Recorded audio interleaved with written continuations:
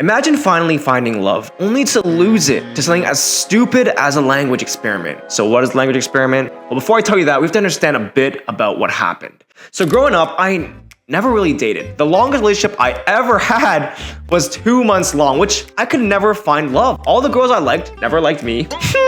Can you believe it? This hunk of a guy couldn't find a... I'm just kidding. I wasn't that much of a hunk back then. I'm not that much of a hunk now. But going back to it, I could never find love. All the girls I liked just never liked me back. But in my second year of university, I met a girl who actually liked me back. And since I can't actually expose my ex-girlfriend right now, we'll call her Mikasa. We started dating, and when we did, I was 100% committed to this relationship. I thought she was just like me. I remember we bonded on so many things, like similar experiences, upbringings, you know the deal, like we're all Canadian, Chinese American. But I remember what stood out to me was how smart she was. She was the first ever ABC, CBC I've ever met that speaks 100% fluent Chinese. Like, I'm not saying like broken, recited like 新年快乐, 身体健康 kind of thing, like New Year stuff. I mean that she was the first ever person who was 100% like born and from North America, but fluent in Chinese. Like, I've never met someone like that. And so we just started dating, and things were really great at first. We rarely fought, and we got along super well. She was so smart, like probably to this day, still one of the smartest people I ever met. And on paper, like, I thought we were a perfect match, honestly. In my head, I thought to myself, wow, she is my partner, and she's gonna continue to be the right partner for me. And so I was really happy. But there was one problem that challenged our whole relationship. And that was after a year of dating, I'd be meeting her parents. Honestly, going in, I felt really confident. Because growing up, like whenever I met my mom's friends or my aunties and stuff, they're always like, oh, your son is so amazing, he's in engineering.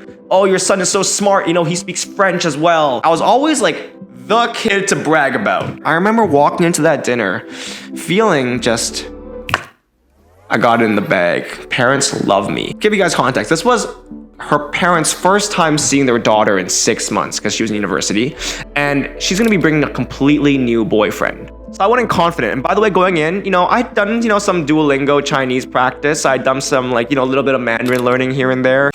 我喜欢吃苹果. You know, I got my thing together, all right? I went in confident to meet her family with my Duolingo Chinese, ready to tell them about how 我喜欢苹果 and 我有一个姐姐.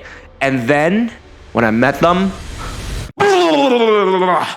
in an instant, I was bombarded by super fast Mandarin that sounded like complete gibberish from every single direction. I was like, all this, then I was just like, ni hao, wa jiao, Sheldon. I remember sitting at the dinner table so awkwardly, looking around seeing that, like, although we were all Chinese at the dinner table, we just had the world's most awkward interaction. The rest of the night just jumped between pretty much my girlfriend, frantically translating between us, and it all just felt so disjointed and unnatural. But actually, I'm not gonna lie, like at that time I left thinking, I mean, it was like awkward, but you know, on paper, you know, the guys in engineering, all right? You know, I left thinking, all right, it's not that bad, but clearly the Duolingo Dallies aren't cutting it. So I started watching more videos online, you know, getting more like random basic Mandarin help, and just started listening to more Mandarin songs, like belting out Tonghua at our karaoke sessions.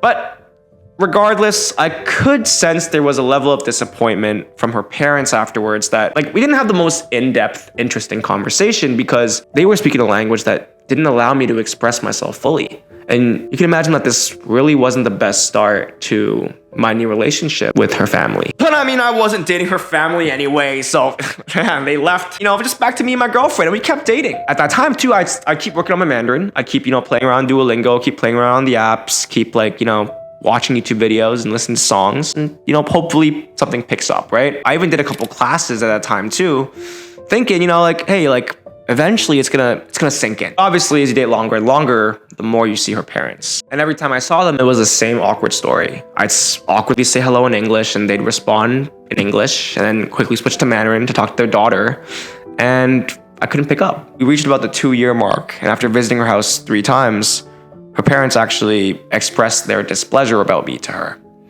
They didn't think that I was good enough for her. And so this sentiment caused us to break up. And honestly, at that time, I was so angry. I remember saying, like, why should your parents' opinion of me matter so much? Like, I'm just dating you. Isn't there a way we can like make this like it's like Romeo and Juliet? Screw your parents, right? I felt so belittled and so small because I couldn't speak the damn language. I was mad at her parents. I was mad at her. I was mad at everything. So I went on my bad boy era.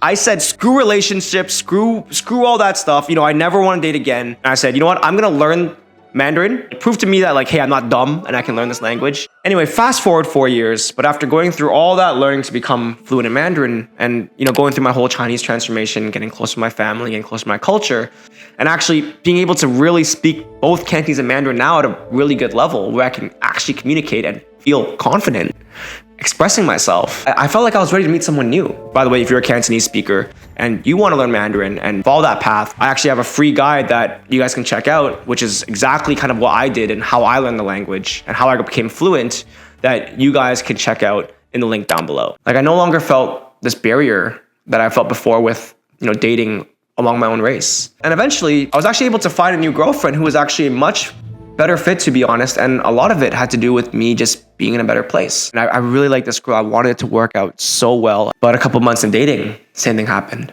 She was like, hey, I want you to meet my mom. This girl's family also spoke Mandarin. When that was getting closer and that day was coming, I felt so much anxiety. It's funny because I remember when I first met my ex's parents, I felt so confident. I was like, hey, I'm this guy that parents love. But because of that whole experience, I felt like, what if I meet her parents and her parents don't think I'm good enough? What if I meet her parents and her parents don't want us to be together? What if I meet her parents and her parents don't accept me? They don't like me. And the same thing happened. But I remember I was so nervous going in because, the track record was over one. So scared that I would make a bad impression and ruin my current relationship, just like how I did in the past. Even worse for me, I'm a full-time YouTuber, which her mom, she told me, hated. Knowing that that was what I was going up against. Each insecurity, it felt like it crawled my way back into my stomach. And so we walked into the restaurant and shared our awkward hellos and we sat down. It was awkward. Her mom wasn't like the crazy social butterfly. She's not gonna force a conversation. She's not gonna intentionally go talk to you. Sat there, I was like, who's gonna make the conversation happen? And then I remembered, hey, Sheldon, you speak Mandarin now. And so I started talking to her. But 10 minutes in, I got her to smile, I cracked a joke. And then 30 minutes into our conversation, we started talking about Taiwan economics. And as we spoke more and more and we got deeper into the conversation, I started to realize something. If I look back at my previous relationship, I used to think it didn't matter that I could speak her language. As I was talking to her, I realized how naive and selfish that was. Because it does matter. Like, I'm sure that my ex-girlfriend's parents longed for this kind of connection with their daughter's partner. They wanted to share the laughs, the conversations, and have conversations about the things that her daughter and her new boyfriend, what they've been up to. They wanted quality time with their daughter and with their new boyfriend, but they couldn't have that. They couldn't speak with their daughter in their native language to actually communicate. They couldn't talk to me and the daughter because there was a language barrier.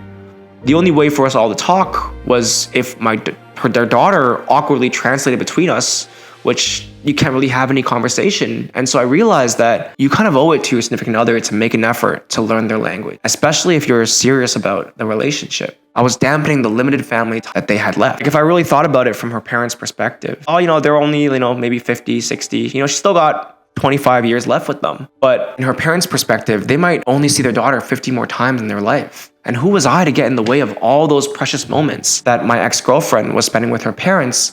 And so as I spoke longer and longer to my new girlfriend's mom, I realized that this is what it's all about. Me being able to actually be there at the table, live and actually integrate and enjoy with the family. It's the most rewarding thing knowing that I once felt like a burden, but now I'm actually included and that I'm actually enriching the experience as a whole.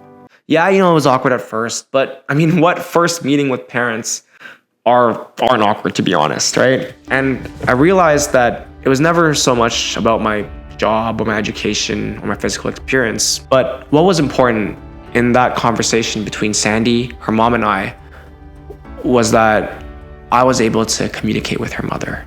And so as we exited the restaurant, I asked a question that was bugging me all evening as I was with her mom, and I was like, do you think your mom liked me? And her answer was, she doesn't hate you anymore. And so if you're dating someone from a different culture, I mean, really make an effort to learn their language and traditions. Don't settle for being the one who must always be accommodated for. Like, it's worth it for your relationship and for your connection with their family. And your partner will never say this. Like, she'll never say you have to learn the language. But trust me, like, you're going to enrich those family connections, and it's so worth it. I promise you.